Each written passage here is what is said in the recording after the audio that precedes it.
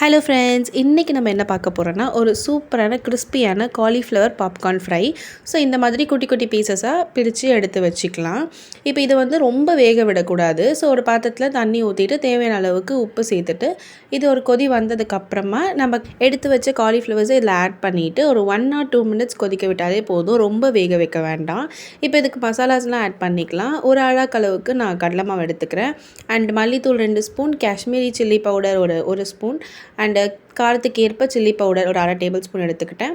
Garam masala 1 spoon, pepper தூள் கொஞ்சமாக எடுத்துக்கிட்டேன். அண்டு அரிசி மாவு, கார்ன்ஃப்ளவர் இது ரெண்டுமே ஒரு ஸ்பூன் எடுத்துக்கலாம். உப்பு தேவையான அளவுக்கு நம்ம ஆல்ரெடி காலிஃப்ளவரில் ஆட் பண்ணியிருக்கோம். ஸோ அதுக்கேற்ற மாதிரி ஆட் பண்ணிக்கலாம்.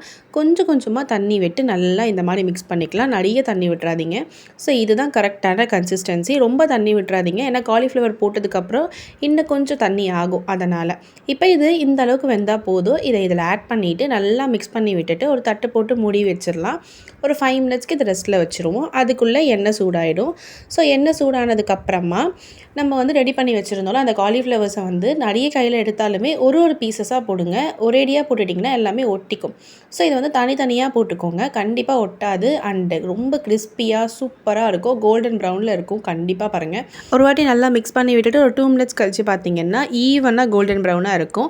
நல்லா கிறிஸ்பியாக இருக்கும். ஸோ நீங்களும் ட்ரை பண்ணி பார்த்துட்டு எப்படி வந்துச்சுன்னு கமெண்ட் பண்ணுங்கள். லைக் பண்ணுங்கள், ஷேர் பண்ணுங்கள், சப்ஸ்கிரைப் பண்ணுங்கள். டாடா பாய்.